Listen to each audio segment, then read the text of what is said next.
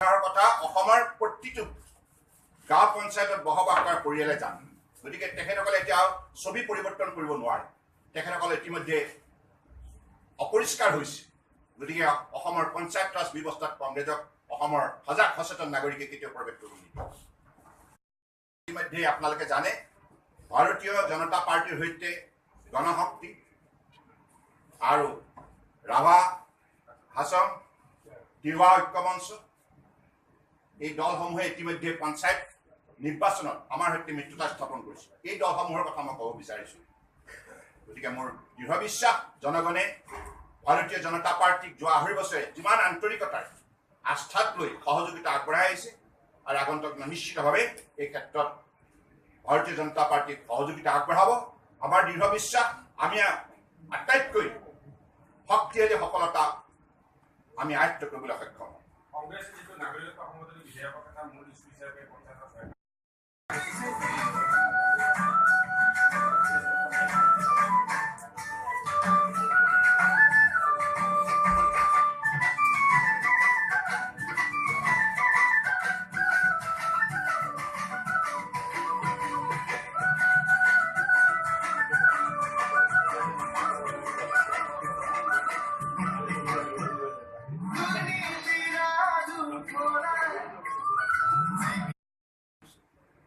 ক্ষুদ্ৰ যি APSCৰ যি ফলাফল, এই ফলাফলে আজি গুৱাহাটী ইউনিভাৰ্চিটি, যোৰহাট, আমাৰ ডিব্ৰুগড় ইউনিভাৰ্চিটি, শিলচৰ ইউনিভাৰ্চিটিৰ ছাত্ৰ ছাত্ৰীসকলৰ মাজত এক আশাৰ ৰেঙনি আহিছে। আজি গ্ৰাম্যাঞ্চলৰ সাধাৰণ যিসকল ব্যক্তি তেওঁলোকৰ অতি সন্তান, আনকি ডিমা হাছাওৰ এবাৰ ক্ষুদ্ৰ পৰীক্ষা APSC পৰীক্ষা 15গৰাকীকৈ সাধাৰণ মানুহ খেতিয়কৰ সন্তানে এবাৰ APSC পাইছে। গতিকে এইবোৰ কথা গ্ৰাম্যাঞ্চলৰ মানুহে জানে। কংগ্ৰেছ দলৰ কি ব্যৱস্থা আছিলে সেইটো জানে, আমি কি ব্যৱস্থা কৰিছোঁ বা আগন্তুক কি কৰিম এইবোৰ কথা গ্ৰাম্যাঞ্চলৰ ৰাইজে জানে। গতিকে আমি সেইবোৰ বিষয় লৈ পেলাই ইস্তাহাৰখন আমি যোগ দিছোঁ। আমাৰ মাননীয় মুখ্যমন্ত্ৰী ডাঙৰীয়া আৰু মাননীয় মেগা চেয়াৰমেন ডাঙৰীয়াগৰাকী আজিৰ এই অনুষ্ঠান ৰখাৰ কাৰণে আমি আন্তৰিক ধন্যবাদ জনাইছোঁ। নীল আকাশে গ্ৰাম্য জনজীৱনক লৈ পেলাই যি সংগীত ৰচনা কৰিছে, সেই সংগীতো আগন্তুক দিনত বিভিন্ন বাৰ্তা দিব। আমাৰ সংসাৰ বাৰ্তা, গ্ৰাম্য অঞ্চল উন্নয়নৰ বাৰ্তা।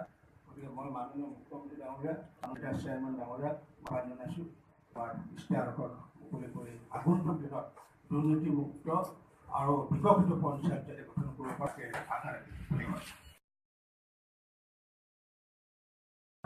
আজি 3-4 বছৰ আগতে যিসকল ঘৰ ইতিমধ্যে নিৰ্মাণ কৰিছে, সেই ঘৰসমূহ যদি আপোনালোকে সাংবাদিক বন্ধুসমূহ যদি পৰিভ্ৰমণ কৰি দেখা পায়, দেখা পাব যে ক'ৰবাত এখন চালি আছে, ক'ৰবাত পাহাৰীয়া বান্ধা কেইটামান খুঁটি আছে, ক'ৰবাত হয়তো দৰ্জা কেইখনমান বেৰ আছে।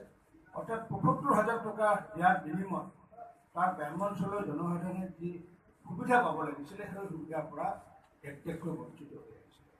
কিন্তু আমি সেই একে আঁচনি আমি নাম সলনি কৰি পেলাই আমি ৭৫,০০০ টকাৰ সলনি আমি ১.৫ লাখ কৰিবলৈ আমি সক্ষম হৈছোঁ। আৰু ইয়ে আমাৰ কাৰণে স্বাভাৱিকতে সফলতা।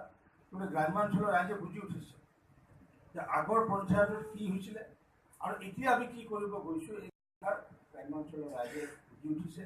সেইকাৰণে আমি আজিও এই কথাষাৰ নিষ্ঠা সহকাৰে ক'ব পাৰোঁ যে আগন্তুক যি পঞ্চায়ত নিৰ্বাচন আহিব, অসমৰ জনগণে ইতিমধ্যে বুজি উঠিছে। অসমৰ জনগণ তেওঁলোকে বিবেকবান, অসমৰ জনগণ চতুৰ।